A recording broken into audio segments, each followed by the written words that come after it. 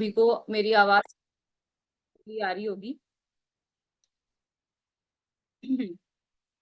तो क्या आप सभी लोग जानते हैं हम यहाँ पे क्यों एकत्र हुए हैं आज?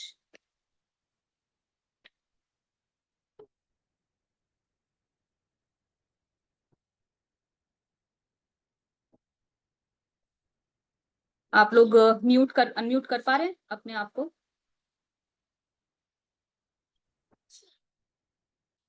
ओके। शिवान्विता राधिका माता जी जो है वो मोर्चा संभाले हैं हमारी क्लास का। ठीक है।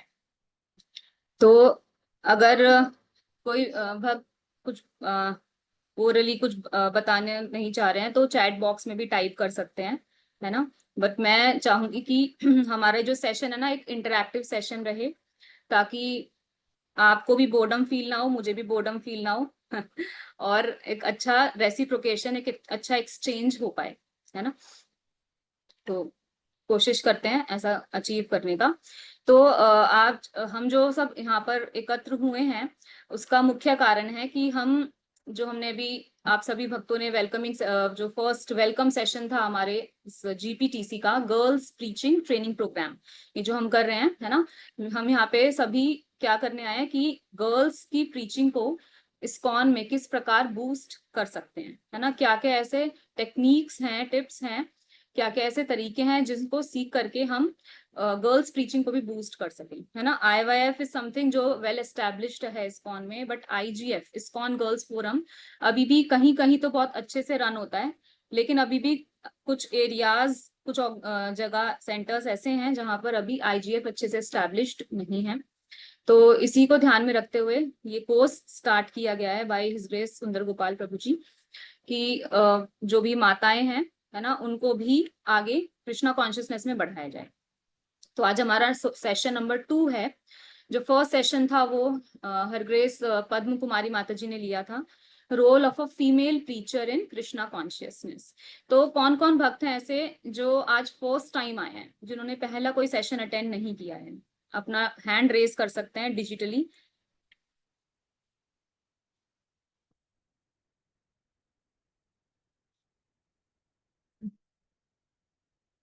केवल दो हैं जो फर्स्ट टाइम आए हैं, बाकी सब लोग पहले आए हुए हैं। Okay, thank you so much. ठीक है। तो इस सेशन का मुख्य जो इस पूरी सीरीज का जो मुख्य लक्ष्य है, मेन टारगेट है, वो ये है कि किस प्रकार हम इस्कॉन में फीमेल टीचिंग को बूस्ट कर सकें, है ना। क्या कैसे हम हेल्प आउट कर सकते हैं गर्ल्स को आगे कृष्णा कॉन्शियसनेस में बढ़ाने के लिए, एडवांस कराने के लिए। तो आज जो हमारा सेशन होने जा रहा है वो एक बहुत इंपॉर्टेंट सेशन है जिसका नाम है challenges faced by new girls in भक्ति, है ना। जब हम नए नए भक्ति में आते हैं तो कौन से ऐसे चैलेंजेस होते हैं, ऐसे हर्डल्स होते हैं, है ना, ऐसी कौन से इश्यूज या आप कह सकते हैं कौन से ऑब्स्टेकल्स होते हैं जो हम फेस करते हैं, है ना।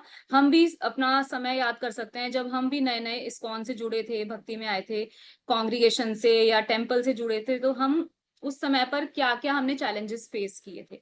तो आप सभी लोगों को मैं 1 मिनट का समय देती हूँ।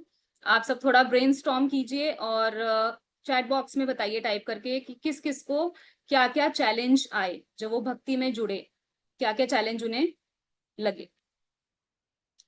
आपका समय शुरू होता है अब।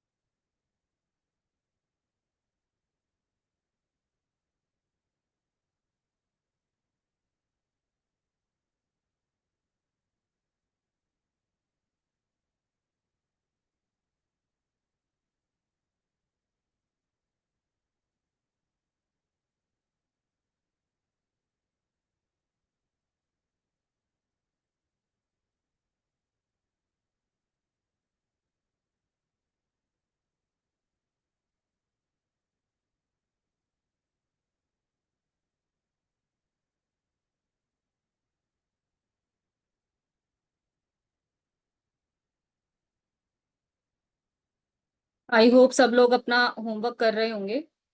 है ना। हमारा समय भी समाप्त होने वाला है, कुछ सेकंड्स शेष हैं।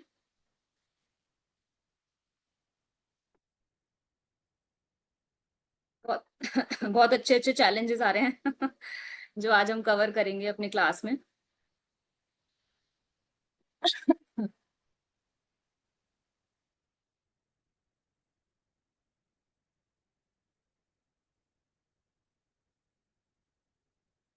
ठीक है, तो हमारा समय है समाप्त। तो कुछ कुछ माताओं के आए हैं मैसेजेस, चैट्स, है ना, कि सबसे पहले तो अपने फैमिली के साथ कैसे उस समय पे हमें टैकल करना पड़ता था, है ना। हम कई बारी टेम्पल प्रोग्राम्स में पार्टिसिपेट नहीं कर पाते थे क्योंकि पेरेंट्स अलाउ नहीं करते थे। देन बैलेंस, है ना, स्टडीज में और भक्ति में बैलेंस। देन या फिर अपने करियर में, जॉब में और भक्ति में बैलेंस, है ना। इस तरह से साधना, क्लासेस, अपनी जॉब या फिर अपनी पढ़ाई, कैसे बैलेंस करके चलना है अपनी लाइफ में, है ना, टाइम बैलेंस करना। तो ये सारी प्रॉब्लम्स, मेजरली यही प्रॉब्लम्स, कुछ अलग नहीं है, है ना। मेरे को भी यही प्रॉब्लम आती थी शुरू में जब मैं भक्ति से जुड़ी थी।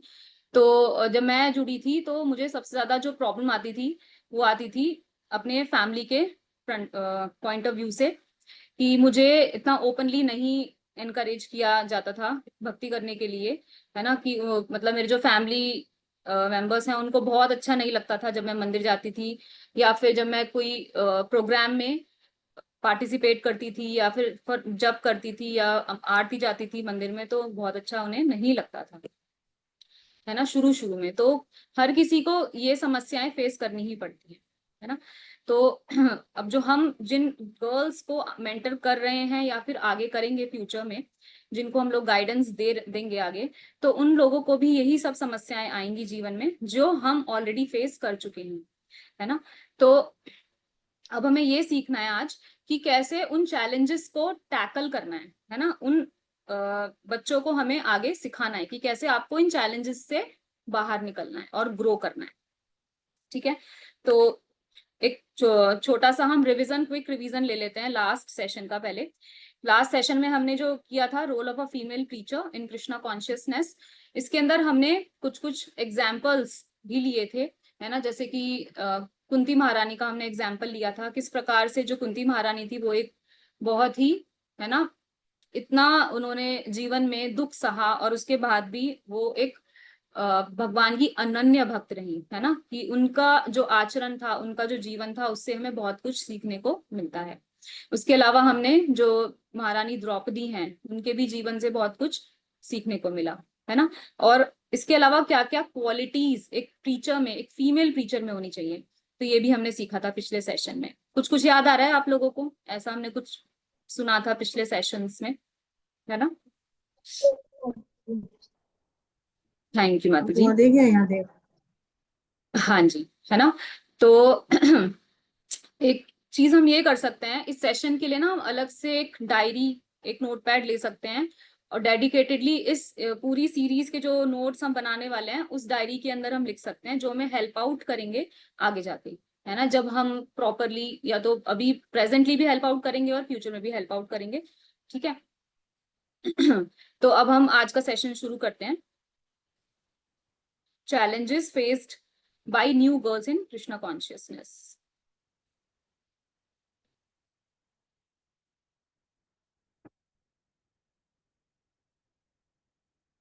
तो आज हमने सबसे पहले देखा कि हमें क्या क्या चैलेंजेस आते हैं भक्ति में, है ना।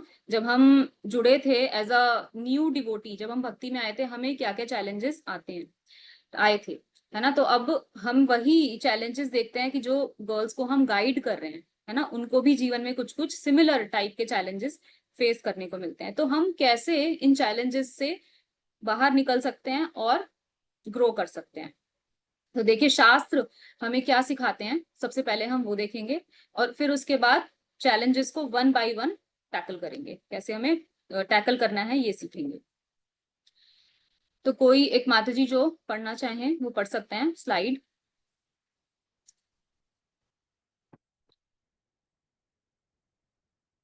मैं इसको एक मिनट रन कर देती हूँ। यस। यस माता जी, आप पढ़िए। शरणा गोपी माता जी, शरण गोपी माता जी।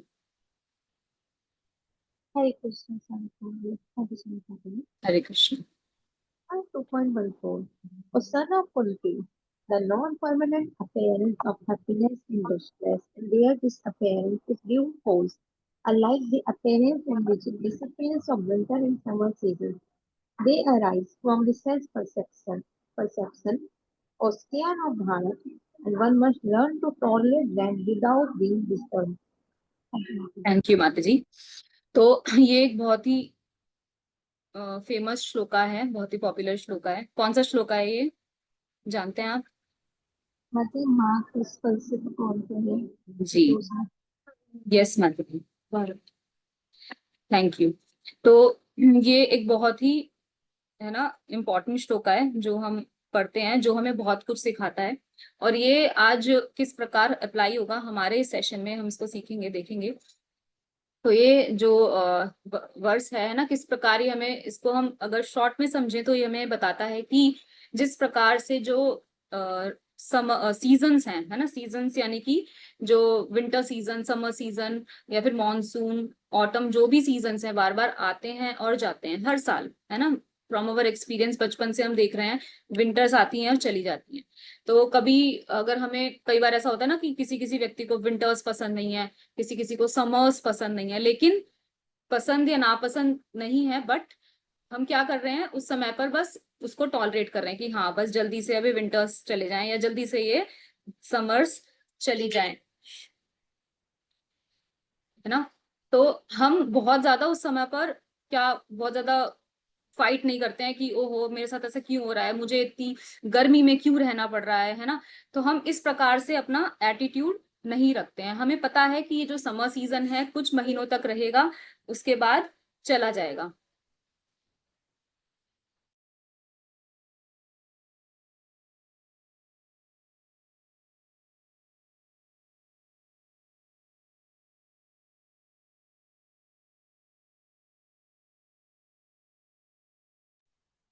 Sorry for the interruption.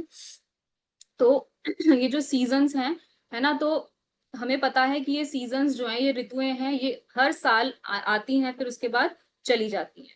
So we just have to keep patience, है ना। हमें क्या करना है, सिर्फ धैर्य बना के रखना है अपने अंदर कि ये जो डिफिकल्ट समय है ये आता है और फिर चला भी जाएगा बहुत जल्दी। दिस इज नॉट परमानेंट, है ना, ये हमेशा के लिए रहने वाला नहीं है ना। इससे रिलेटेड रिलेटेड आपने बहुत सारी स्टोरीज भी सुनी होंगी, है ना, कि कई बारी, जैसे एक छोटी सी स्टोरी मुझे भी याद आ रही है कि एक बार एक राजा होता है और वो बहुत परेशान होता है। तो उसके राज्य में एक व्यक्ति आता है, तो वो पूछता है राजा से कि आप इतना परेशान क्यों हैं।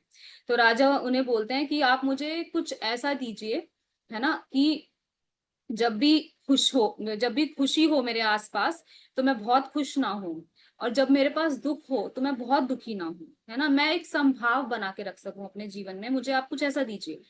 तो वो जो ऋषि मुनि है, साधु, वो उनको एक रिंग दे के जाते हैं, है ना। वो जो रिंग होती है वो राजा पहन लेते हैं अपने हाथ में, फिर वो साधु वहां से चले जाते हैं।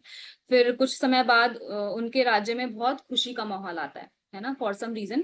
तो राजा क्या करता है, वो रिंग अपना देखने लगता है। उस रिंग के ऊपर क्या लिखा होता है, एक बहुत सुंदर मैसेज लिखा होता है कि दिस टू शेल पास, है ना, ये समय बीत जाएगा।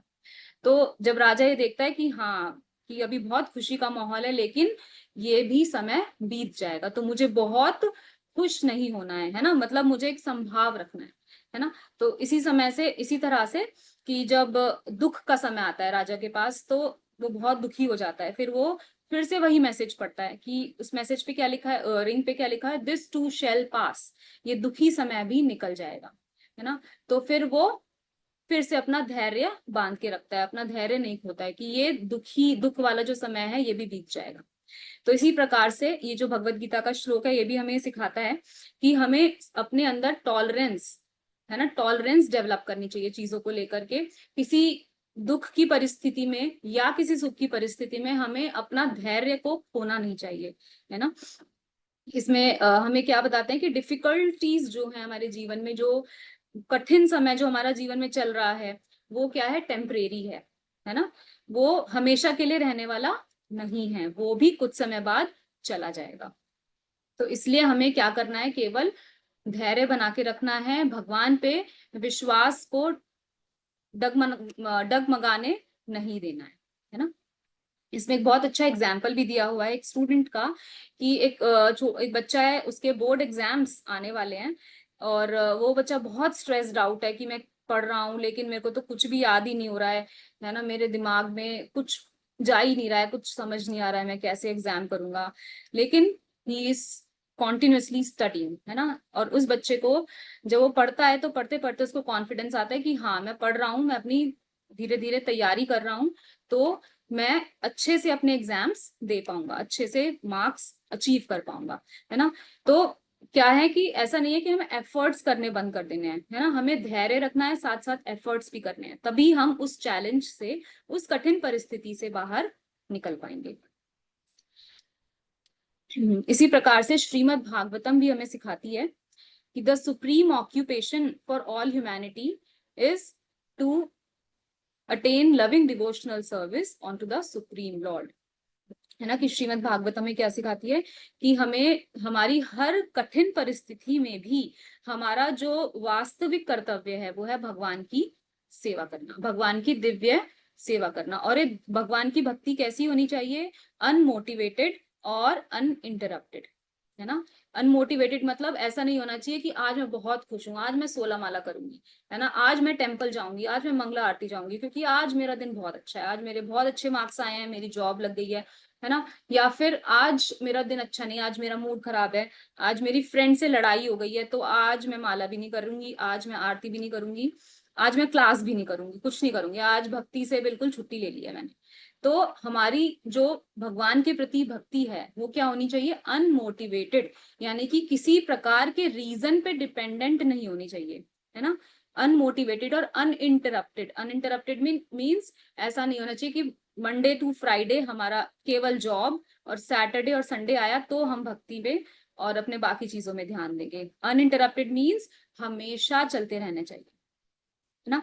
मंडे हो चाहे संडे हो चाहे वेडनेसडे हो चाहे कोई भी डे हो, है ना, भक्ति हैज टू गो ऑन 24/7, है ना। तो ये कौन सिखाता है हमें, श्रीमद् भागवतम, की अनमोटिवेटेड और अनइंटरप्टेड भक्ति होनी चाहिए even in difficult situations, right. अगर हमारी कोई अभी बहुत दुख का समय चल रहा है ना, घर में मतलब मैं मतलब खुद बहुत मतलब हॉस्पिटलाइज्ड हूँ, बीमार हूँ, या मेरे कोई लव वन, मेरी फैमिली मेंबर कोई वो हॉस्पिटलाइज्ड है, बहुत परेशानी में है, तो मेरी चैंटिंग छूट गई है ना, या मेरा कोई और इम्पोर्टेंट सर्विस है वो मुझे ध्यान नहीं रहा, तो ये सब चीजें नहीं होनी चाहिए, राइट। तो भगवान क्या है, हमारी परीक्षा लेते हैं इन्हीं चीजों के माध्यम से, कि हम डिफिकल्ट सिचुएशन में उन्हें याद रख पाते हैं या नहीं रख पाते हैं।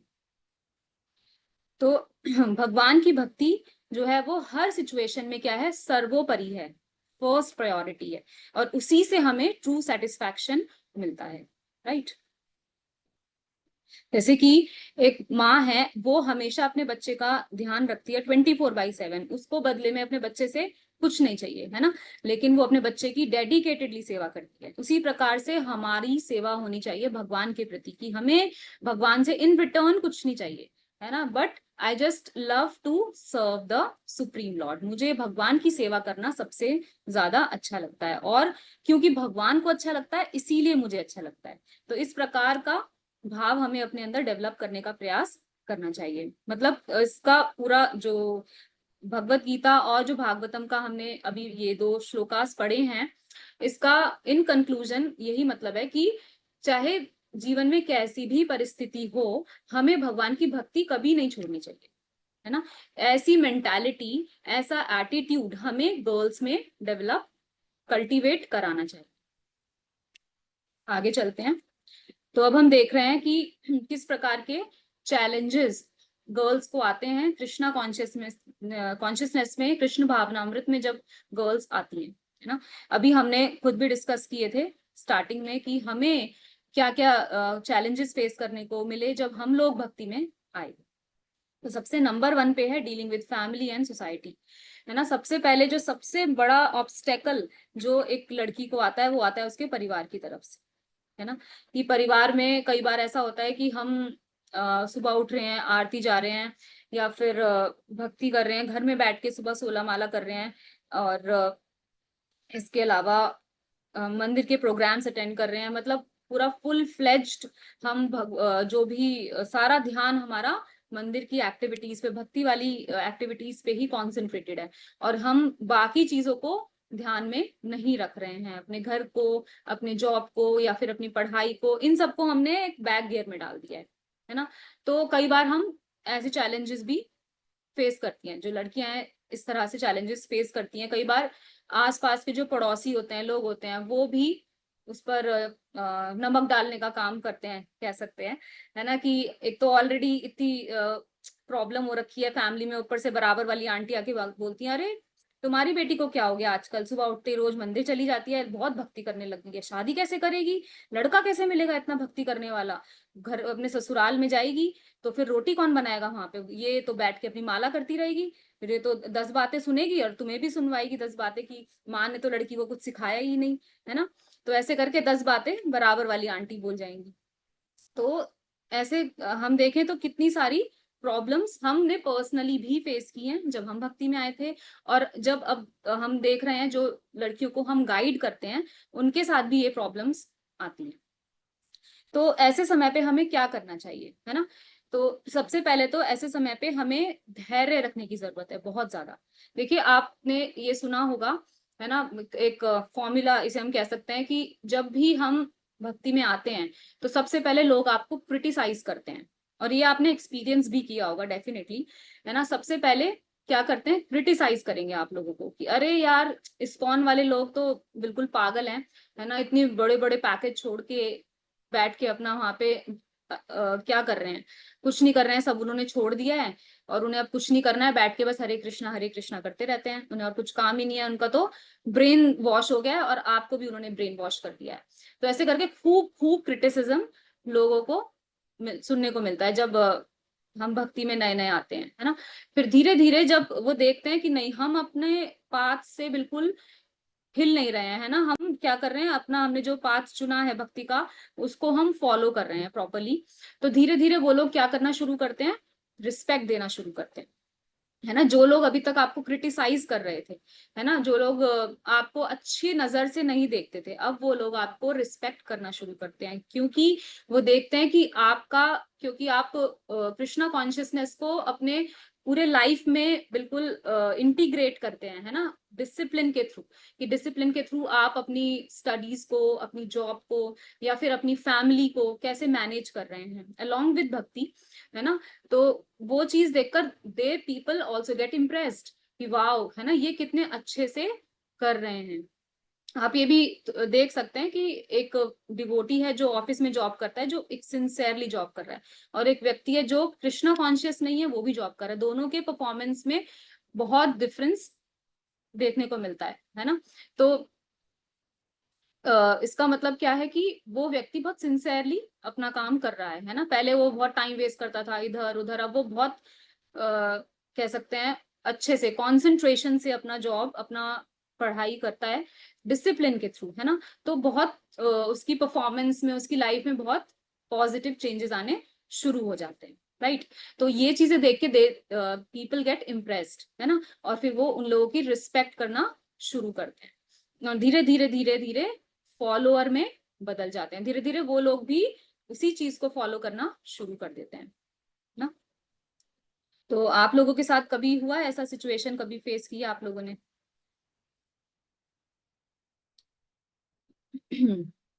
नहीं।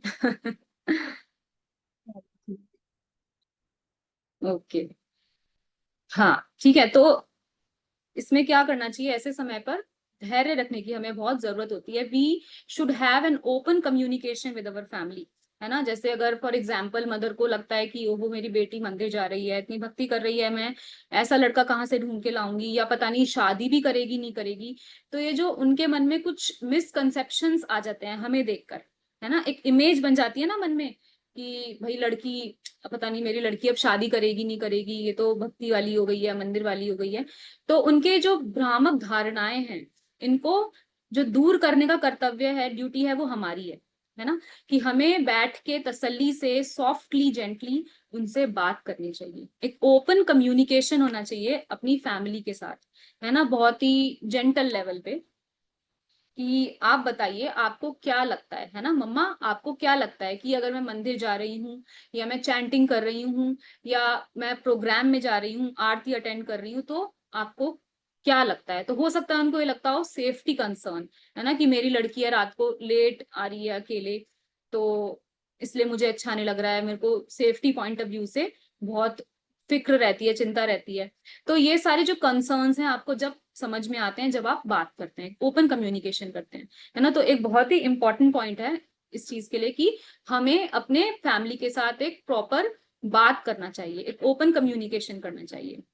इसके अलावा जैसे हमें थोड़ा और कह सकते हैं कि अपने मदर को अपने घर में, है ना, थोड़ा हेल्प करना चाहिए गर्ल्स को, है ना। जैसे कि होता है ना नॉर्मली, अगर जैसे हम किसी से अपनी बात मनवाना चाहते हैं, तो हम क्या करते हैं, उसकी आशाओं का ध्यान रखते हैं कि वो हमसे क्या एक्सपेक्ट करते हैं, है ना। जैसे मदर होती है, वो अपनी बेटी से एक्सपेक्ट करती है कि भाई थोड़ा मेरे को हेल्प करे घर के कामों में, है ना। तो गर्ल्स को इस चीज का भी ध्यान रखना चाहिए कि भक्ति करने के साथ साथ वो अपने घर में भी ध्यान दे, है ना, घर में भी हेल्प आउट करें, ताकि एक अच्छा पॉजिटिव माहौल रहे घर के अंदर, राइट। तो उससे क्या होगा, जो मदर है वो देखेंगी यार पहले तो ये बिल्कुल काम नहीं करती थी, मेरे को हेल्प नहीं करती थी, लेकिन अब भक्ति में जुड़ने के बाद मुझे बहुत हेल्प कर रही है, तो उनको अच्छा लगेगा कि वो मेरी बेटी क्या है, अच्छी वैल्यूज सीख रही है ना।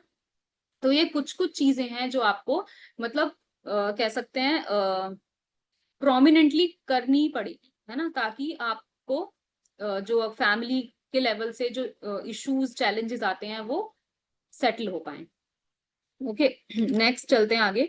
Balancing material responsibilities and spiritual duties.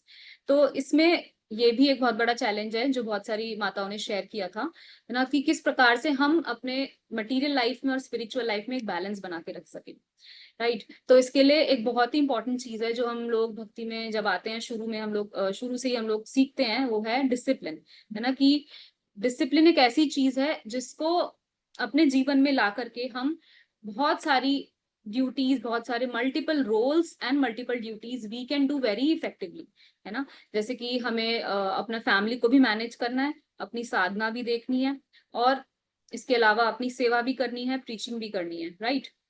Job है तो जॉब भी करनी है। तो इट इज वेरी इंपॉर्टेंट कि हम ये सीखें टाइम मैनेजमेंट, है ना, किस प्रकार से टाइम मैनेजमेंट स्ट्रैटेजीज किस प्रकार से हम एक कर सकते हैं। जैसे कि हम एक अपना टाइम टेबल, एक स्केड्यूल बना सकते हैं बैठ करके, कि इतने बजे उठना है, इतने बजे फिर हमें अपनी ये ड्यूटीज करनी है, फिर इतने बजे हमें अपनी चैंटिंग करनी है, फिर ऑन द गो हम अपनी रीडिंग हियरिंग करेंगे। तो इस प्रकार से करके हम एक अपना टाइम टेबल बना सकते हैं। और टाइम टेबल बनाने से भी ज्यादा इंपॉर्टेंट है कि उसको फॉलो करें, है ना। जैसा हमने बनाया है उसको डिसिप्लिन में रहकर हम फॉलो करें, तब ही हम एक अच्छा बैलेंस मेंटेन कर पाएंगे हमारी मटेरियल और स्पिरिचुअल ड्यूटीज के बीच में। और जब हम ऐसा कर पाएंगे, तभी हम एक अच्छे कृष्णा कॉन्शियस डिवोटी बन पाएंगे, है ना। तो ये भी एक चैलेंज आता है मेजरली जो गर्ल्स को फेस करने को मिलता है कि माता जी मुझे तो इतना सारी चीजें हैं जो मुझे मैनेज करनी है, तो मैं ये सेवा नहीं कर पाऊंगी माता जी, या फिर मैं जन्माष्टमी के इस प्रोग्राम में नहीं आ पाऊंगी, हुंडी सेवा नहीं कर पाऊंगी, है ना। तो what is more important is to have a discipline, to have discipline in our life. Next is emotional struggles and peer influence. ये भी एक बहुत important problem है जो गर्ल्स को फेस करने को मिलता है when they join Krishna consciousness, है ना। कि शुरू शुरू में हमारा एक बहुत अच्छा सर्कल है, हम एक साथ रेस्टोरेंट जाते हैं, एक साथ कैफे जाते हैं, वहां जाके कोल्ड कॉफी पीते हैं, मजे करते हैं, मूवीज देखने जाते हैं। लेकिन अचानक से भक्ति जीवन में आ गई, अब भक्ति जीवन में आ गई है, तो माता जी मेरा जो सर्कल था वो सारा अलग हो गया है, अब उनके इंटरेस्ट और मेरे इंटरेस्ट अलग अलग हो गए हैं माता जी। तो अब मुझे क्या करना चाहिए, किस प्रकार से मैं अपने जीवन में फ्रेंड्स दोबारा लेकर आऊं, है ना। कि मुझे ऑब्वियसली आई नीड फ्रेंड्स, है ना, अभी फ्रेंड्स तो हर किसी को चाहिए जीवन में। तो इस स्टेज पर आकर किस प्रकार से गर्ल्स को हम गाइड कर सकते हैं, तो इसके लिए बहुत इंपॉर्टेंट है कि वी नीड टू लर्न। सबसे पहले तो हमें ये आइडेंटिफाई करना चाहिए, मतलब डिटर्मिनेशन होनी चाहिए आपके अंदर कि भाई जो मेरे बाकी के फ्रेंड्स हैं they are wasting their time in nonsense things, है ना, मुझे वो सब नहीं करना है, भले ही मेरी बचपन की दोस्त है वो, बट क्योंकि अब मैं भक्ति में आ रही हूँ और वो भक्ति में नहीं है ना, तो हमारे इंटरेस्ट अब अलग हो जाएंगे डेफिनेटली। तो अब मुझे क्या करना है, we need to make friends in devotee circle, है ना, हमें उन ऐसे परिस्थिति में क्या करना चाहिए कि भक्तों के बीच में ही हमें फ्रेंड्स बनाने चाहिए, है ना, और स्ट्रॉन्ग ऐसे फ्रेंड्स होने चाहिए जिनके साथ हम अपना हार्ट रिवील कर सकें, मतलब एक होते हैं ना बिल्कुल बेस्ट फ्रेंड्स वाले फ्रेंड्स, केवल नाम वाले फ्रेंड्स नहीं, है ना, जिनसे हम शेयरिंग कर सकें, और जो हम मतलब शेयरिंग एंड केयरिंग वाली जो होते हैं ना, ददाती प्रति गृणाती, तो उस लेवल की फ्रेंडशिप भक्तों के बीच में होनी बहुत जरूरी है ना, कि जब जिसको नीड हो जीवन में किसी चीज की, तो वो व्यक्ति की फुलफिल हो सके, है ना, इमोशनल नीड्स उसकी फुलफिल हो सके, राइट। और साथ ही साथ उसको एक स्ट्रॉन्ग डिवोटी एसोसिएशन भी मिलना बहुत जरूरी है ना, ये चीजें बहुत इंपॉर्टेंट है। जब हम कभी इमोशनल स्ट्रगल्स या पीयर इन्फ्लुएंस में आते हैं और हम बहुत डीमोटिवेटेड फील करते हैं, है ना, आइसोलेटेड फील करते हैं कि वो सब लोग, मतलब पहले वाला समय और अब वाला समय में बहुत डिफरेंस आ गया है ना, इस टाइप की जब फीलिंग्स हमारे अंदर, गर्ल्स के अंदर जब आने लगती है, राइट। तो ये कुछ कुछ चैलेंजेस हमने देखे जो गर्ल्स मोस्टली फेस करती हैं भक्ति में आती हैं जब शुरू में। तो किस प्रकार से हम उन्हें गाइड कर सकते हैं when they are facing these challenges? सबसे पहले है यूज रिलेटेबल एग्जाम्पल्स ना, मतलब हम उन्हें इस प्रकार से गाइड करें, उन्हें एग्जाम्पल्स दें, और ऐसे एग्जाम्पल्स प्रैक्टिकल एग्जाम्पल्स दें। फॉर एग्जाम्पल, जैसे कि कोई लड़की है वो पूछती है कि माता जी मेरे घर में अनियन गार्लिक फूड बनता है, तो मैं किस प्रकार से, है ना, मैं ये जैसे हमारे 4 रेगुलेटिव प्रिंसिपल्स हैं इनको फॉलो करना चाहती हूँ स्ट्रिक्टली, बट मैं नहीं कर पा रही हूँ। Then you can use some relatable examples from your own experience, आप अपने अनुभव से भी उनको गाइड कर सकते हैं, है ना, कि आप खुद सोच सकते हैं कि हाँ मेरे साथ ऐसा होता था जीवन में तो मैंने क्या किया, है ना। इसके अलावा encourage self reflection. Self reflection means कि आप एक ऐसा प्लेटफॉर्म दीजिए जहां पर गर्ल्स कैन कम, है ना, आकर वो सब क्या कर सके, अपने रियलाइजेशंस शेयर कर सके एक दूसरे के साथ। ये एक बहुत इंपॉर्टेंट चीज है कि जब एक सेशन हो रहा है जहां पर जो गर्ल्स हैं वो सिर्फ क्या कर रहे हैं, अपने जो उन्होंने चैलेंजेस फेस किए वो बता रहे हैं, और कैसे वो चैलेंजेस उन्होंने ओवरकम किए over a period of time, उस चैलेंज से वो कैसे बाहर निकल कर आए, है ना। जब वो ये चीज डिस्कस करते हैं आपस में, तो इससे क्या होता है, एक दूसरे को बहुत स्ट्रेंथ मिलती है कि हाँ भाई उन्होंने भी ऐसा किया, मैं भी ऐसा अपने जीवन में कर पाऊंगी, है ना। मैं मेरी फ्रेंड ने भी ऐसा किया, उसके घर में भी ये प्रॉब्लम आती थी, है ना, तो वो ऐसा कर पाई, है ना, इस प्रॉब्लम से बाहर निकल पाई। सिमिलरली मेरे को भी आज ये प्रॉब्लम आ रही है, तो let us try that method, है ना, कि मैं भी ग्रेजुअली इस प्रॉब्लम से बाहर निकल जाऊंगी, है ना। तो इस तरह से एक प्लेटफॉर्म हम दे सकते हैं गर्ल्स को सेल्फ रिफ्लेक्शन के लिए। उनको उनसे हम कुछ थॉट प्रोवोकिंग क्वेश्चंस भी पूछ सकते हैं कि ये जैसे how can you apply this teaching in your life, है ना, कि आप जैसे हम बोलेंगे कि ठीक है you should learn to tolerate difficult situations, तो आप अपने जीवन में इसको कैसे अप्लाई करेंगे? इस टाइप के क्वेश्चंस हम गर्ल्स से पूछ सकते हैं, where they have to use their brains, है ना, to solve their real life problems. Okay, next is provide emotional and practical support. इसके अलावा उन्हें सपोर्ट उन्हें देना चाहिए हर तरीके से, इमोशनल सपोर्ट तो हमें देना ही चाहिए, साथ ही साथ उन्हें प्रैक्टिकल भी सपोर्ट देना चाहिए। प्रैक्टिकल सपोर्ट मीन्स कि हम उनको अगर उनके घर में फॉर एग्जाम्पल उनकी मदर बीमार है ना, घर में प्रसाद बनाने के लिए कोई नहीं है, then we can give them cooked prasadam for some days, उनके हॉस्पिटल में भी उनको प्रसाद सप्लाई कर सकते हैं, है ना, घर पर भी उनको भेज सकते हैं प्रसाद बना करके, फाइनेंशियली भी if possible we can support. तो whatever practical support we can give, to the girls, we should also do that, है ना। उससे क्या होता है, एक बहुत डीप फीलिंग जनरेट होती है।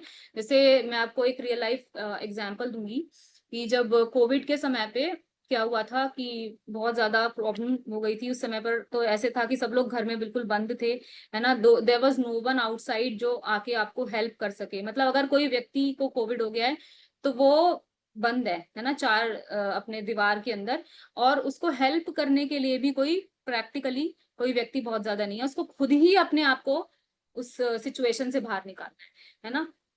तो ऐसे समय पर भी जब हमने सपोर्ट किया बहुत सारे भक्तों को, है ना, तो उन्होंने वो सपोर्ट को वो जीवन भर मतलब याद रखते हैं। वो बार बार वो समय याद करते हैं कि हाँ, उस समय पर हमें प्रभु जी से इतना सपोर्ट मिला था, माता जी से इतना सपोर्ट मिला था, तो आज हम मतलब सही हैं, जीवित हैं, कुछ भी हैं, तो उनकी वजह से, उनके सपोर्ट की वजह से। तो ये जो हम प्रैक्टिकल सपोर्ट भक्तों को देते हैं, न्यू गर्ल्स को देते हैं, ये एक डीप कनेक्शन बनाता है ना, हम लोगों के बीच में और गर्ल्स के बीच में। तो ये बहुत इंपॉर्टेंट है। तो इस तरह से हम देखते हैं कि किस तरह हम गर्ल्स के अंदर एक strong Krishna conscious feeling generate कर सकते हैं, है ना, चैलेंजेस के थ्रू। ये चैलेंजेस इस तरह से आते हैं अगर हमारे जीवन में, तो कैसे हमें उनको इफेक्टिवली मेंटोर करना है कि कैसे आप इससे ग्रेजुअली बाहर निकल सकते हैं। मतलब ultimately we have to tell them कि this is a difficult time going on in your life. जैसे कई बार होता है लड़कियों की शादी के टाइम पर बहुत समस्या होती है ना। पेरेंट्स चाहते हैं कि एक नॉर्मल मटेरियल परिवार में जाए, मेरी लड़की अच्छा लड़का मिले, लेकिन जो लड़की है वो क्या चाहती है, कृष्णा कॉन्शियस हस्बैंड मिले, कृष्णा कॉन्शियस फैमिली मिले, है ना। तो उसके लिए भी बहुत स्ट्रगल, बहुत चैलेंजिंग उसके लिए वो समय होता है। तो we have to keep in mind, we have to give them this attitude that do not worry, just depend on Krishna, do your duties, just depend on Krishna, and this is a difficult time. ये भी धीरे धीरे समय बीत जाएगा, निकल जाएगा। You don't have to worry much, है ना। मतलब एक स्ट्रॉन्ग फीलिंग, एक बिल्कुल स्ट्रॉन्ग डिटर्मिनेशन आपको उनके अंदर लेकर आनी है बेसिकली। तो हम चलते हैं अपनी आज के सेशन के दूसरे पार्ट की तरफ, जहां हम देखेंगे कुछ एग्जाम्पल्स, है ना, वैष्णवी प्रीचर्स के, ना, जो हमारे शास्त्रों से हमें मिलते हैं। आज हम दो सक्सेसफुल वैष्णवों के बारे में डिस्कस करेंगे, वैष्णवीज के बारे में डिस्कस करेंगे, ठीक है, अपने शास्त्रों से, जिनके बारे में हमने सुना है हमेशा ही, और आज हम डिस्कस करेंगे। तो पहली है हमारे, उनको डिस्कस करने से पहले हम थोड़ा सा पहले चलते हैं और समझते हैं प्रीचर का मतलब क्या होता है। तो what do we mean by a preacher. Preacher का मतलब केवल क्लासेस लेना, है ना, या किसी की काउंसलिंग करना, ये सब होता है, लेकिन इसके बियॉन्ड भी बहुत है प्रीचिंग, इसके बियॉन्ड भी बहुत कुछ होता है। Preaching means that you preach by your example, है ना, जिसको हम रोल मॉडल कहते हैं, है ना। प्रीचिंग केवल वर्ड से ही नहीं की जाती है, अपनी लाइफ से, अपने एक्शन से भी की जाती है ना। जैसे आप, हम बात कर रहे हैं कुंती महारानी की, लास्ट सेशन में हमने बात की थी। तो कुंती महारानी ने कभी भी बैठकर इस तरह से क्लास नहीं ली है, बहुत सारी माताओं को बिठाया, उनको काउंसलिंग करी है, उनकी क्लासेस ली हैं, उनको कथा सुनाई है भगवान की, है ना। तो how is she a preacher. तो वो प्रीचर कैसे बने, because she her whole life was spent in such a way कि उनकी लाइफ से हमें टीचिंग्स मिलती, स्ट्रॉन्ग टीचिंग्स मिलती, इसीलिए वो एक स्ट्रॉन्ग प्रीचर है ना। तो preacher means one who preaches you by words and by example, right. जैसे यहाँ पे एक फोटो देख रहे होंगे आप पीपीटी में, तो ये म्यांमार में एक हॉस्पिटल की फोटो है। तो एक बार बहुत समय पहले एक म्यांमार में बहुत टेरिबल अर्थक्वेक आया था। तो ये उस हॉस्पिटल के अंदर जो न्यू बॉर्न सेक्शन होता है उसकी फोटो है। तो उस समय पर ये जो दो नर्सेज हैं यहाँ पर ये बच्चों की केयर कर रहे हैं, तो बहुत तेज वहां पर अर्थक्वेक आया था, भूकंप आया था, लेकिन इन्होंने अपनी ड्यूटी को नहीं छोड़ा, है ना। इन्होंने ऐसा नहीं किया बच्चों को वहीं छोड़ दिया और जाकर अपना कोई शेल्टर इन्होंने फटाफट लेके कहीं पर छुप गए बचने के लिए, नहीं।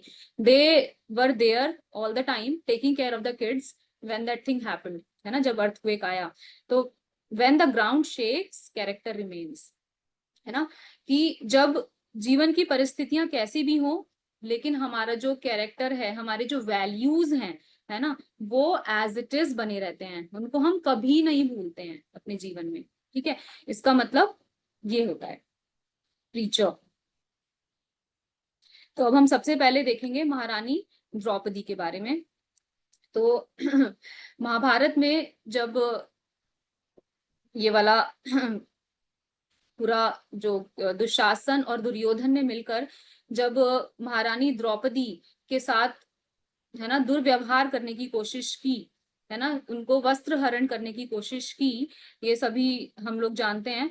तो उस समय पर कैसी सिचुएशन रही, है ना, कि उनके जो बोलेंगे जो उनके पांचों हस्बैंड्स हैं, है ना, पूरे पृथ्वी के बोले जाएं सबसे महान धर्मराज, है ना, सबसे बड़े धर्मराज महाराज युधिष्ठिर, जो स्वयं धर्म के पुत्र हैं, है ना।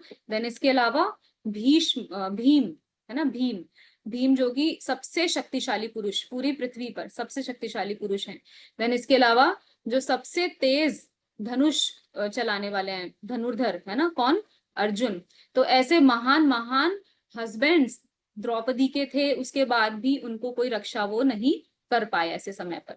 उसके अलावा जो सभा थी उसके अंदर और भी बड़े बड़े व्यक्ति बैठे हुए थे, जैसे कि द्रोणाचार्य, है ना, भीष्म पितामह।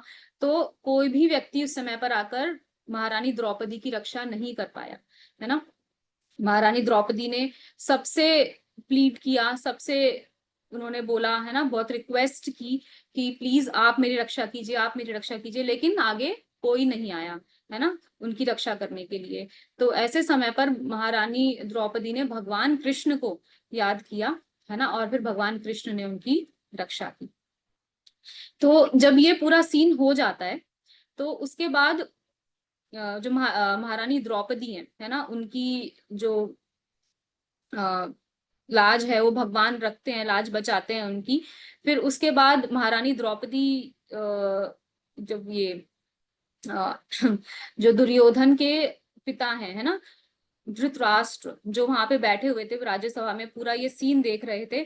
तो उन्होंने देखा कि मेरे जो बेटे हैं, है ना, दोनों दुशासन और दुर्योधन स्पेशली, इन दोनों ने आज एक बहुत ही घृणित कार्य किया है ना। तो जो धृतराष्ट्र हैं, महाराज धृतराष्ट्र, तो उनको भी समझ में आ गया था देख करके कि अब हमारी बर्बादी का जो बोलेंगे, है ना, वो समय शुरू हो गया है ना। उनको जितने भी अशुभ संकेत थे वो सब दिखने लगे थे, है ना, कि किस तरह से राजमहल के अंदर भी और बाहर भी उन्हें बहुत अशुभ संकेत मिल रहे थे। तो वो नहीं चाह रहे थे कि मेरा जो ये परिवार है वो किसी तरह से श्राप उन्हें मिल जाए या वो किसी तरह से नष्ट हो जाए। तो इस सिचुएशन को बचाने के लिए उन्होंने महारानी द्रौपदी से बोला, ये सब सीन होने के बाद, कि हे रानी द्रौपदी, कि आप कृपा करके मेरे दोनों पुत्रों को किसी प्रकार का श्राप ना दें, है ना, दुर्योधन को, दुशासन को मैं आपसे विनती करता हूँ, है ना। और मैं आपसे एक और विनती करता हूँ कि आप मेरे से कुछ वरदान मांगे, है ना, आप जो भी मुझसे मांगेंगी मैं आपको दे दूंगा, मैं आपसे प्रॉमिस करता हूँ, मैं आपसे वादा करता हूँ। तो महारानी द्रौपदी की आप सोचिए उस समय पर मन में मतलब कैसी उनकी सिचुएशन होगी, है ना, वो कैसे अभी समय से निकल कर आई हैं कि अपने आप को उन्होंने किस प्रकार बचाया, है ना, ऐसी भरी हुई राज्यसभा में निर्वस्त्र होने से उन्होंने अपने आप को बचाया। तो उनकी मानसिक स्थिति को संभालते हुए महारानी द्रौपदी ने बोला धृतराष्ट्र से कि हे राजा, यदि आप मुझे कुछ देना भी चाहते हैं तो आप मुझे ये वरदान दीजिए कि मेरे जो पति हैं, है ना, सबसे बड़े जो हैं युधिष्ठिर महाराज, आप उनको छोड़ दीजिए, है ना। उन्होंने ये वरदान मांगा धृतराष्ट्र से। तो धृतराष्ट्र बोलते हैं कि हाँ ठीक है, आज से जो महाराज युधिष्ठिर जो हैं वो इस स्लेवरी से, है ना, उनको गुलाम बना लिया था दुर्योधन ने, है ना, इस गेम में जीत करके, खेल में जीत करके से उन्होंने उसको गुलाम बना लिया। तो इस गुलामी से उनको आजादी मिल गई महाराज युधिष्ठिर को। तो फिर जो धृतराष्ट्र हैं वो बोले कि नहीं नहीं, अभी भी मैं संतुष्ट नहीं हूँ, आप मुझसे एक वरदान और मांगो, है ना, अभी भी मैं संतुष्ट नहीं हूँ। तो फिर महारानी द्रौपदी बोलती हैं ठीक है, तो मैं आपसे एक और वरदान मांगती हूँ कि जो मेरे बाकी मेरे चारों पति हैं उनको भी आप शस्त्र सहित उन्हें भी आप रिहा कर दीजिए इस गुलामी से, है ना। इस प्रकार वो दूसरा वरदान मांग लेती हैं। तो जो धृतराष्ट्र हैं वो कहते हैं ठीक है, आज से सब आजाद हो गए। ओके।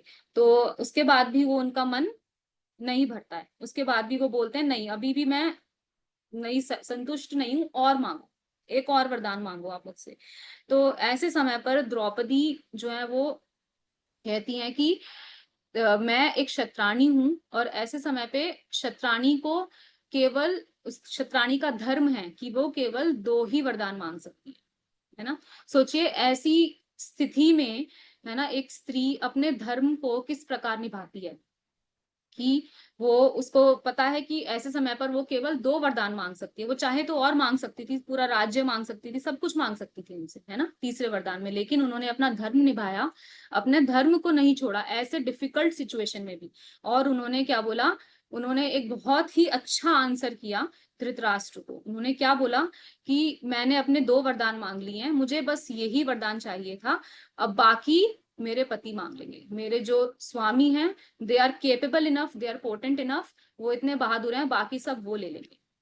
ऐसा जवाब धृतराष्ट्र को महारानी द्रौपदी ने दिया, है ना। तो हम देख सकते हैं कि महारानी द्रौपदी के जीवन में कितने चैलेंजेस आए, है ना, हमेशा ही, कि सबसे पहले तो पांच पांच हस्बैंड्स थे उनके, पांचों को सर्व करना, है ना। अगर हम महारानी द्रौपदी की पर्सनल लाइफ पढ़ेंगे तो हमें समझ में आएगा कि जो सत्यभामा है ना, भगवान कृष्ण की द्वारका में जो धर्म पत्नी है सत्यभामा, वो भी द्रौपदी से आके शिक्षा लेती हैं कि किस प्रकार आपको, मतलब आप इतने अच्छे स्त्री कैसे हो कि आपने अपने पतियों को ऐसे कंट्रोल में रखा हुआ है, मतलब आप कुछ कहते हो तो आपके पति हमेशा, मतलब उसको पूरा करने के लिए तत्पर रहते हैं, है ना, किस प्रकार आप इतने चेस्ट कैसे हैं, है ना। तो स्वयं सत्यभामा आकर द्रौपदी महारानी से शिक्षा लेती हैं कैसे हमें एक अच्छा वाइफ बनना चाहिए। तो महारानी द्रौपदी के 5 हस्बैंड्स थे जिनको वो हमेशा सर्व करती थी, है ना। और इसके अलावा उनके पास एक बार क्या आए थे वो, जब अक्षय पात्र उन्हें मिला था, है ना, भगवान भगवान से, भगवान कृष्ण ने उनकी रक्षा की थी, है ना, जब 60,000 साधु उनके कुटिया में आए थे और बिना बताए, है ना, और उन्हें क्या करना था, सबको सर्व करना था प्रसाद। तो वो भी कितनी डिफिकल्ट सिचुएशन है ना। क्या कभी हमारे साथ ऐसा होता है, दो लोग भी अगर हमारे घर पे कभी आ जाते हैं तो हमें बड़ा ट्रबलिंग लगता है कि ओहो, हमें तो पता ही नहीं था, हमने कुछ प्रिपेयर ही नहीं किया हुआ है ना। तो उन्होंने इस प्रकार से बहुत सारे चैलेंजेस अपने जीवन में फेस किए, है ना। उनके पांचों जो पुत्र थे वो भी महाभारत के युद्ध में उन्होंने खो दिए थे, पांचों पुत्र अपने, द्रौपदी महारानी ने। तो इतने सभी चैलेंजेस के बावजूद भी उन्होंने अपना धर्म, अपनी वैल्यूज कभी नहीं खोई, है ना। तो ये चीज हमें महारानी द्रौपदी की जीवन से समझ में आती है ना, कि अगर महारानी द्रौपदी इतने एडवर्स समय में भी अपने धर्म को याद रख सकती हैं, उसका पालन कर सकती हैं, तो हम एक नॉर्मल समय में भी अगर अपने धर्म का पालन कर पाए तो ये हमारे लिए बहुत ही, है ना, सक्सेसफुल एक चीज हो जाएगी, है ना। तो इस प्रकार से हमने देखा महारानी द्रौपदी किस प्रकार से हमें शिक्षा देती है। So whenever we have some challenge in our life running, we should always seek the shelter of Krishna, है ना। हमें हमेशा भगवान की शरण ग्रहण करनी चाहिए, है ना। हमें हमेशा ये हमारे मन में डिटर्मिनेशन होनी चाहिए, है ना। ये बिल्कुल जैसे शरणागति के जो 6 लक्षण है ना, कि अवश्य रक्षिबे कृष्ण, चाहे कुछ भी हो जाए मेरा जीवन, लेकिन भगवान कृष्ण मेरा साथ कभी नहीं छोड़ेंगे, वो हमेशा मेरे साथ रहेंगे, है ना। चाहे मेरा पूरा जीवन में मेरा सब कुछ छूट जाए, लेकिन भगवान हमेशा मेरे साथ रहेंगे। ऐसे हमारा कृष्ण, ऐसे हमारे अंदर भावना होनी चाहिए भगवान को लेकर, कृष्ण को लेकर। नेक्स्ट जो हम पढ़ेंगे क्विकली,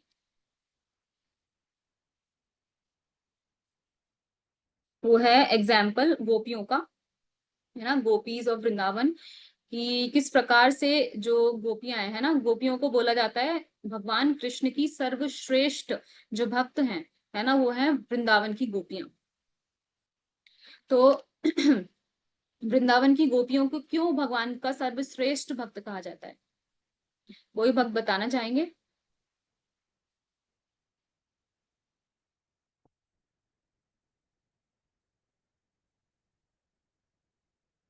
क्यों गोपियों को सर्वश्रेष्ठ भक्त बताया गया है? ऐसा क्या है उनमें?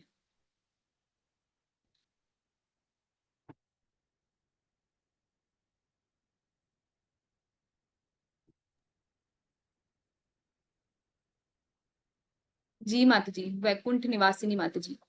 हरे कृष्णा माता जी, धन्यवाद प्रणाम। माता जी, उनको इसलिए सर्वश्रेष्ठ बताया गया because they always wanted to serve Krishna selflessly.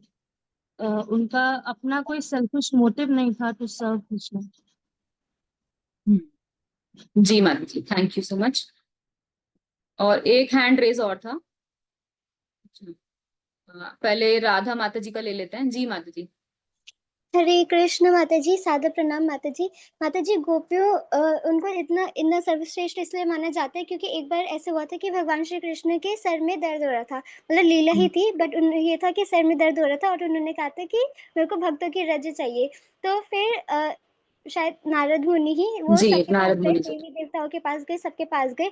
और फिर सबने लेकिन मना कर दिया कि हम अपने चरणों की रज देंगे, हमें तो कहीं जगह ही नहीं मिलेगी, हम बिल्कुल उसमें चले जाएंगे, है नर्क ना, में चले जाएंगे। हाँ, नरक में चले जाएंगे। लेकिन जब वो गोपियों के पास गए थे तो गोपियां बिल्कुल खुशी खुशी देने को तैयार थी कि हाँ भाई, कृष्णा के सर में दर्द है, तो फिर वो चीज हाँ। वो है प्रायोरिटी। हमारा अच्छा हो ना हो वो जरूरी नहीं है। तो ये चीज था माता जी। यस मैडम जी, थैंक यू सो मच, बहुत अच्छा बताया आपने, है ना। तो इसीलिए भगवान की जो लीला थी, इसके माध्यम से भगवान स्थापित करना चाहते थे कि जो गोपियां हैं वो सर्वश्रेष्ठ भक्त है मेरी, है ना। तो जो गोपियां हैं उनको इसलिए भगवान का सर्वश्रेष्ठ भक्त माना जाता है, क्योंकि गोपियां जो है भगवान के आगे वो कुछ भी नहीं देखती थी, है ना। जैसे भगवान की बताते हैं, जैसे भगवान जब वृंदावन में लीलाएं करते थे, अपनी बांसुरी बजाते थे, तो गोपियां जो भी काम कर रही होती थी, है ना, चाहे वो बच्चों को उस समय टेक केयर कर रही हैं, चाहे खाना बना रही हैं, चाहे अपने आंख में काजल लगा रही हैं, चाहे दूध उबाल रही हैं, चाहे पानी भर रही हैं, तो वो तुरंत, मतलब उसको छोड़ करके तुरंत भगवान के पास चली जाती थी, है ना, भगवान के दर्शन करने के लिए, कि भगवान अब क्या कर रहे हैं भगवान के लिए। मतलब 24 घंटे वो भगवान का ही ध्यान करती थी।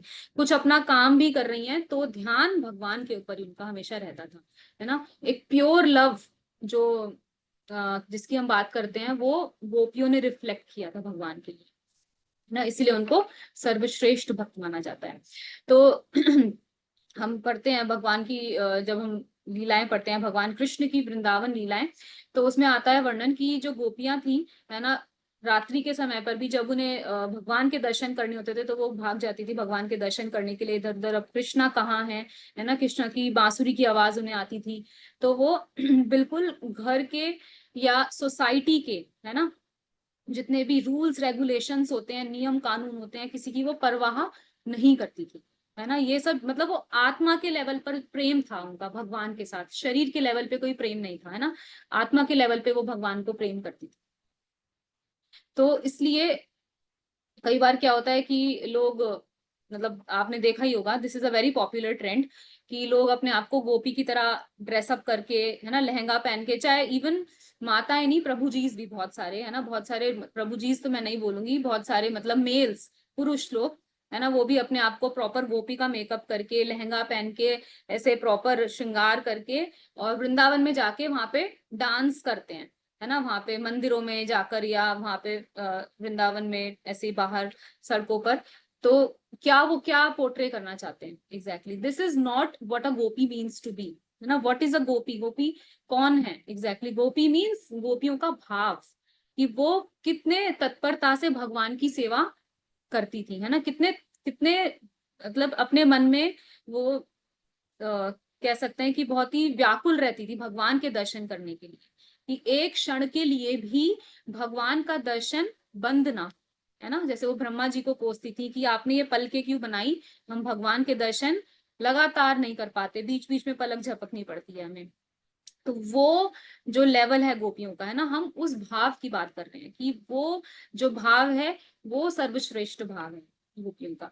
तो हम ये एग्जाम्पल यहाँ पे क्यों कोट कर रहे हैं, क्योंकि कई बार हम देखते हैं कि जैसे है ना, गर्ल्स हैं वो शुरू शुरू में भक्ति में आती हैं और वो गोपियों की मतलब ये सब चीजें इमेच्योरली कई बारी कोशिश करती हैं कि भाई देखो गोपियां भी तो ऐसे चाहती थी, है ना, उनको कौन पकड़ता था वहां पे, उनकी सेफ्टी की क्या वो होती थी, उनकी तो भगवान रक्षा करते थे ना, वो भी तो अकेले चली जाती थी ऐसे रात को और ये और वो, है ना। तो इस तरह से एक रिबेलियस नेचर, है ना, शास्त्रों की शरण लेते हुए एक रिबेलियस नेचर गर्ल्स को हमें डेवलप नहीं करना चाहिए कि जिसके थ्रू हम अपने फैमिली में, है ना, एक नेगेटिव माहौल क्रिएट कर दें भक्ति को लेकर के। मतलब कहने का जो इन कंक्लूजन तात्पर्य यही है कि हमें अपने परिवार में, है ना, जिन लोगों के साथ हम रह रहे हैं, एक पॉजिटिव माहौल बना के रखना चाहिए कि अगर वो हमें सपोर्ट भी नहीं कर रहे हैं, है ना, अगर वो हमें मतलब पॉजिटिव भी नहीं है, तो एटलीस्ट नेगेटिव वो लोग ना हो भक्ति को लेकर,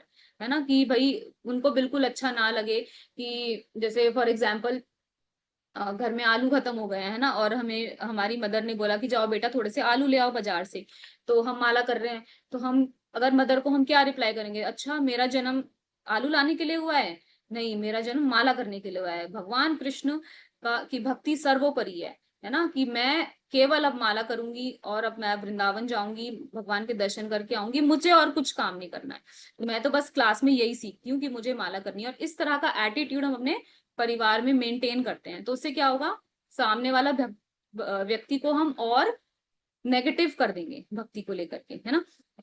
तो इसीलिए हमें अपने परिवार में कभी भी इस तरह का माहौल मेंटेन करके नहीं रखना है कि एक रिबेलियस नेचर बना के नहीं रखना है, एक सॉफ्ट बोलेंगे एक हार्ट वार्मिंग, एक जेंटल माहौल अपने घर के अंदर बना के रखना है, ताकि जो मेरे घर के लोग हैं वो भी धीरे धीरे भक्ति को लेकर पॉजिटिव हो जाएं, सपोर्ट करने लगे, है ना।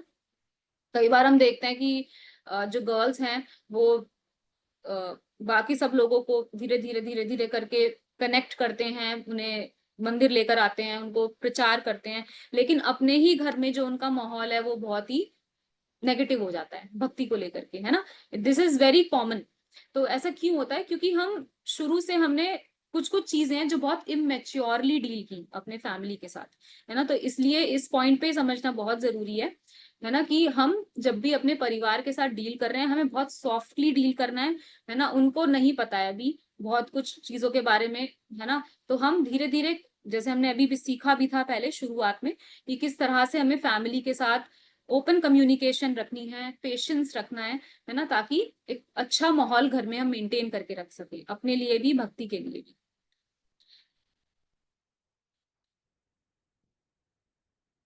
ना तो घर जो है सेट ऑफ ऑब्स्टेकल्स से उसको कन्वर्ट करना है हमें एक अच्छा एटमॉस्फेयर फॉर कल्टीवेटिंग भक्ति, फॉर कल्टीवेटिंग कृष्णा कॉन्शियसनेस, है ना। तो जब भी हम गर्ल्स को कुछ गाइडेंस देते हैं related to any challenge, related to any issue, तब हम कुछ कुछ चीजें हैं जिनका हमें ध्यान रखना चाहिए, है ना। जैसे कि सबके घर में अलग अलग तरीके की प्रैक्टिसेस होती हैं, है ना, सबके घर में किसी घर में जो लड़कियां हैं वो कभी भी अकेले बाहर नहीं जाती हैं, है ना।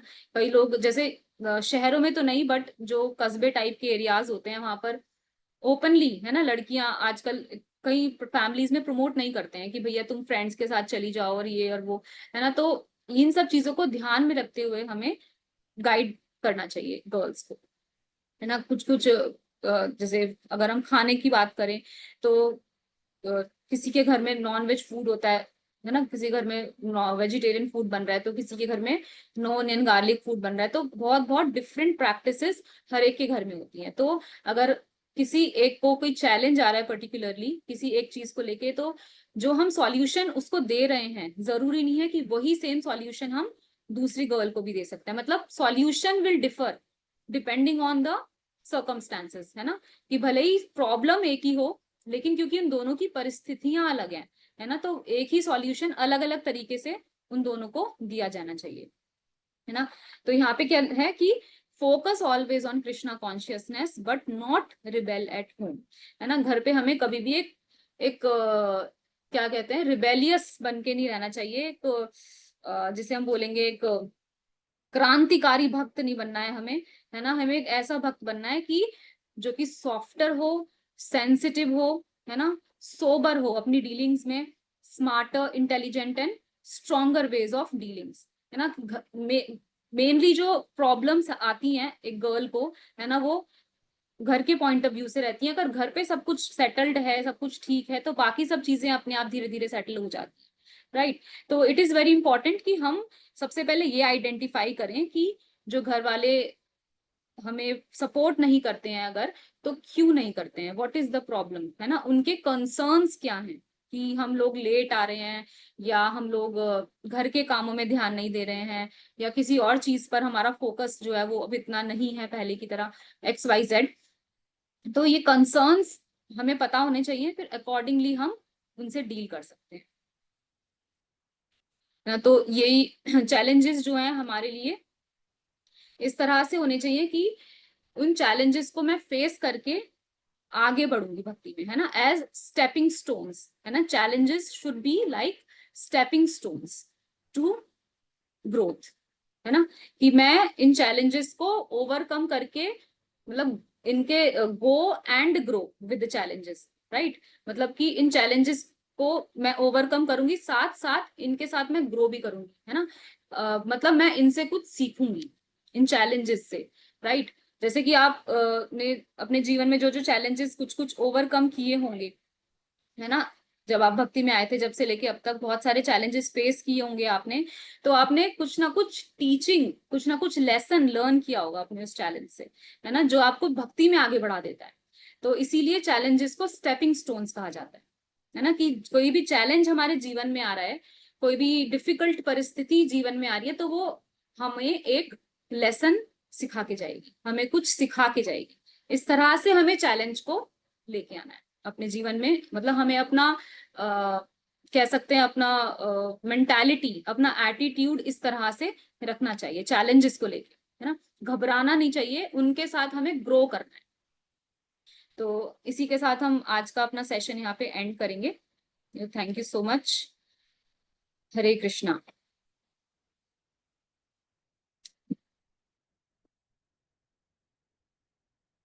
आई होप सबने सुना होगा पेशेंटली। तो किसी भक्त का कोई प्रश्न है तो, या कुछ कमेंट्स हैं तो, आप कुछ भी कहना है अगर तो कह सकते हैं। Thank you.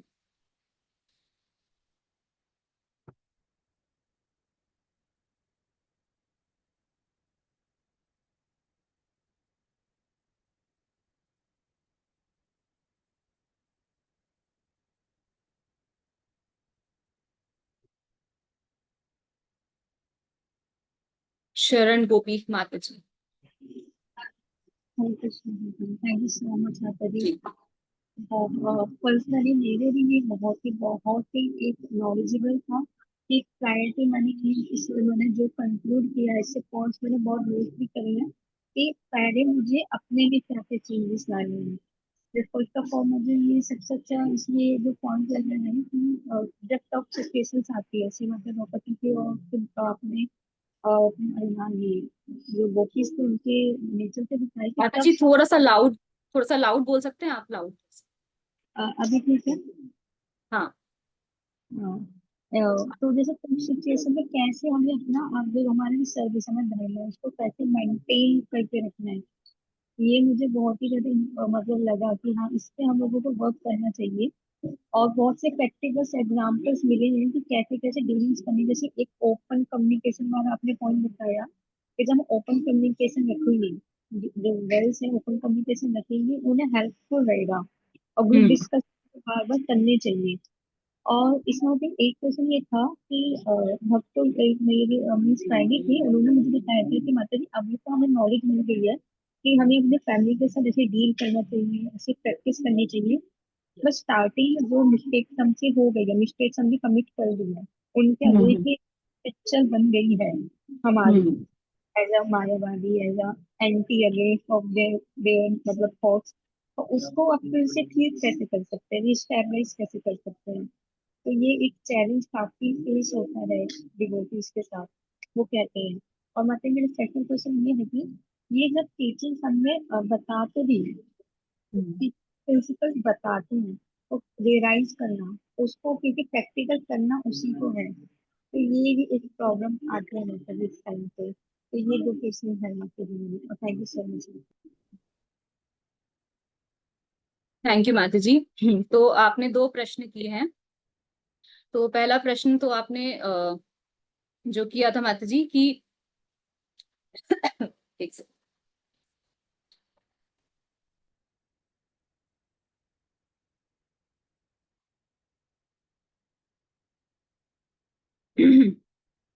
तो जो पहला प्रश्न है माता जी आपका कि अभी जो करंट सिचुएशन है उसमें है कि चीजें थोड़ी नेगेटिव हो गई हैं भक्ति को लेकर के, तो उसको वापस से कैसे सेटल करें, पॉजिटिव करें, राइट। तो पहले पहला प्रश्न हम ले लेते हैं। तो माता जी इसमें भी यही है, जैसे हमने सेशन में डिस्कस किया कि हम जितना ज्यादा हो सके एक ओपन कम्युनिकेशन रखें अपने पेरेंट्स के साथ। देखिए जब हम किसी के साथ अपने ऑड्स को, है ना, अपने बोलेंगे मिसअंडरस्टैंडिंग्स को क्लियर करना चाहते हैं, the best way is to have a talk, है ना। एक ओपन कम्युनिकेशन हम जब किसी व्यक्ति के साथ करते हैं तो जितनी भी हमारी मिसअंडरस्टैंडिंग्स हैं, है ना, एक जो भी प्रॉब्लम्स हैं, हमारी चैलेंजेस जो हमें लग रहे हैं या दूसरे व्यक्ति को लग रहे हैं हमारे लिए, है ना, वो डिस्कस होते हैं। वो डिस्कस होते हैं तो वो क्या होता है, आधी प्रॉब्लम तो वहीं सॉल्व हो जाती है जब हम शेयर कर रहे हैं कि मुझे ये प्रॉब्लम लग रही है ना, आधी प्रॉब्लम तो वहीं सॉल्व हो जाती है। तो जब हम बैठ के बात करेंगे, है ना, और धीरे धीरे चीजों को वर्कआउट करेंगे कि ठीक है, अब जैसे फॉर एग्जाम्पल मैं मान लेती हूँ कि ठीक है, मैंने अपने घर में जो माहौल है वो इस तरह से बना दिया है कि अब वो नहीं चाहते कि मैं भक्ति में आगे बढ़ूं या कोई टेम्पल प्रोग्राम अटेंड करूं, है ना माता जी, इस तरह से सिचुएशन बन गई है। तो ऐसे में मैं क्या करूंगी कि मैं जितने भी मेरे फैमिली मेंबर्स हैं, स्पेशली मेरी जो मदर हैं, फादर है, उन्हें बहुत स्ट्रांगली लगता है इस चीज को लेकर को, तो मैं क्या कर सकती हूँ इसमें, मैं उन दोनों से इंडिविजुअली अलग अलग, है ना, उनके क्या क्या कंसर्न्स हैं, उन्हें क्या क्या प्रॉब्लम लगती है मेरे भक्ति में आने से, वो मैं उनके साथ बैठ के डिस्कस कर सकती हूँ और एक सॉफ्ट तरीके से डिस्कस कर सकती हूँ, है ना।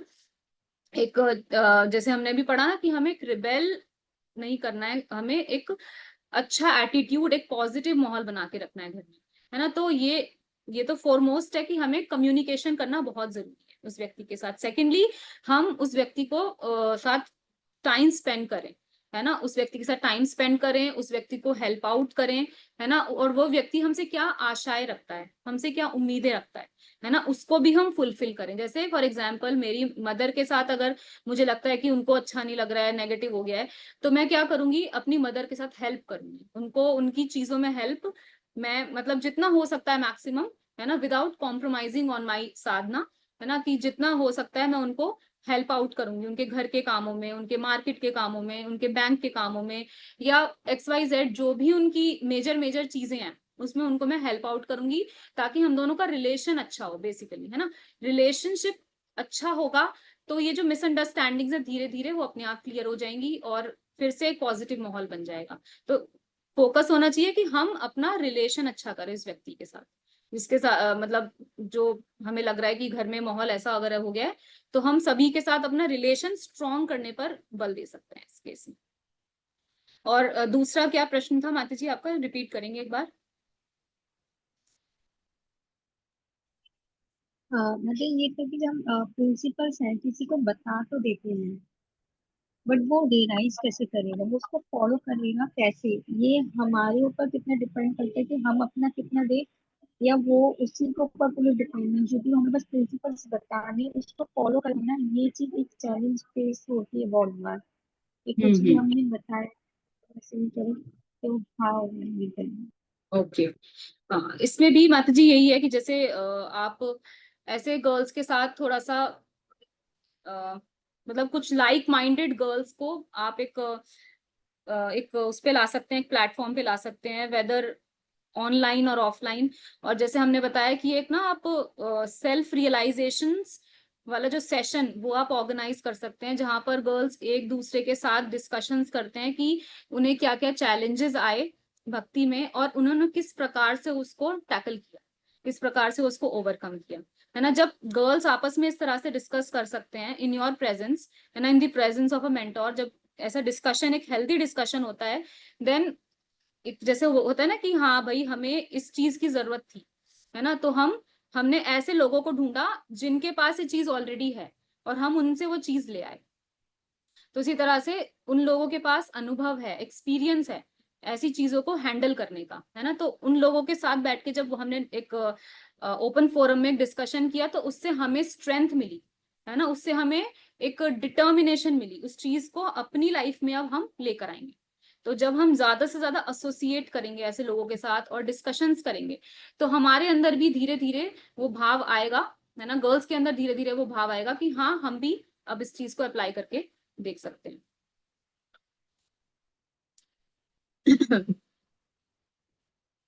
ठीक है माता जी, और किसी का कोई प्रश्न है तो पूछ सकते हैं, फिर हम एंड करेंगे।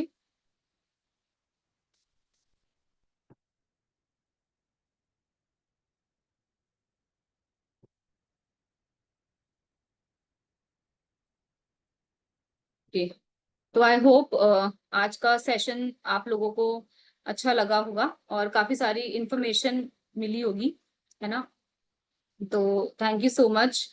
आप सभी भक्तों ने बहुत समय दिया, साथ दिया और अच्छे से अटेंड किया एक्टिवली, तो मैं आप सबका हृदय से एक बार धन्यवाद दूंगी।